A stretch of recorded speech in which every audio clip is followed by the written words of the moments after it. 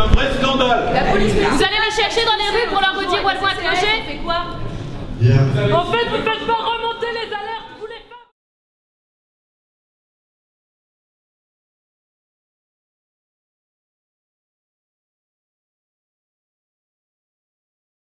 Nous, on est venu avec, il y avait des gens de plusieurs collectifs qui étaient présents, qui sont en lien avec des familles qui ont été hébergées dans le dispositif hivernal. Et ensuite, quand les places ont été pérennisées après la fin de la trêve, qui sont restées dans les structures. Déjà, ces places pérennisées, c'était loin d'être même correct. En fait, c'était complètement indigne. Les conditions d'hébergement, notamment à Jules Vallès, qui était géré par la Relève, ou à Verlaine, qui était géré par la Répit.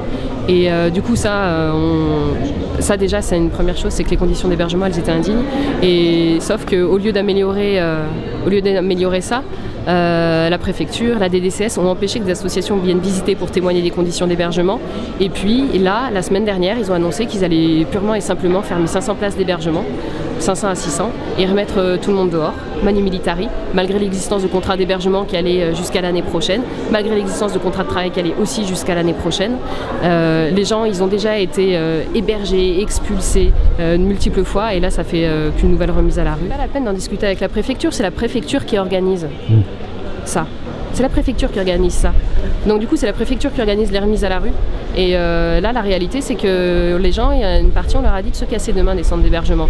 Donc là, il y avait des centaines de personnes qui étaient prêtes à écouter les paroles et les discours, sauf que la réalité, elle est autre dans les centres d'hébergement. C'est quand il y a un directeur ou quand il y a un flic qui dit à quelqu'un « casse-toi », et bien la personne, elle prend ses affaires et elle part, parce qu'elle n'a pas trop envie d'avoir de problème dessus.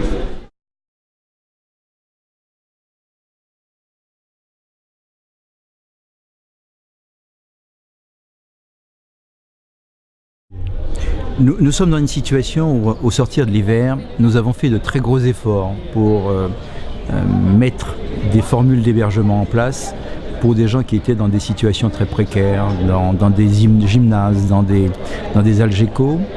Nous l'avons fait avec le concours des collectivités locales, des associations. J'ai eu une préoccupation, c'est de mobiliser des bâtiments appartenant à l'État et de trouver aussi des formules d'hébergement à l'extérieur de l'agglomération de Grenoble. Les choses ne se sont pas faites sans difficulté, nous y avons réussi. Probablement, l'effort qui a été le nôtre a eu pour conséquence de provoquer un afflux de gens de l'extérieur, macédoniens, de Rome, et nous nous sommes rendus compte que nous aurions du mal à prendre en charge les nouveaux flux, à garder la totalité de ceux qui étaient dans les hébergements que nous avions mis en place, parce que nos ressources financières étaient insuffisantes. Le préfet de région, sollicité par moi, a demandé des crédits supplémentaires. Les montants étaient tels qu'il est apparu que nous n'aurions pas les moyens de faire face à cet afflux. J'ai été amené, parce que nous travaillons avec les associations, à le dire aux associations sur lesquelles nous reposons, qui sont la DAT, la Relève, la Répit, parce qu'ils ont engagé pour notre compte des salariés sur des contrats à durée déterminée jusqu'au mois de mars-avril 2014. Et il me paraissait souhaitable d'être en mesure d'honorer la dette que nous avions à leur égard. Alors, nous allons maintenant regarder les situations immeuble par immeuble, hébergement par hébergement.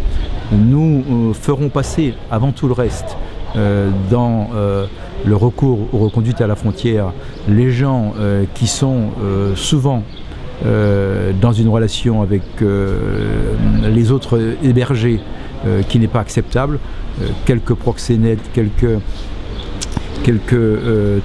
trafiquants qui utilisent des mineurs pour de la mendicité. Nous regarderons aussi les demandeurs d'asile qui ont été déboutés et nous essaierons de ramener les possibilités d'hébergement à un niveau qui sera compatible avec nos ressources, ce d'autant plus que la démarche de M. Chérec, celle du préfet de région, vise à obtenir des ressources supplémentaires qui nous permettraient d'être dans une situation moins difficile que celle que nous connaissons.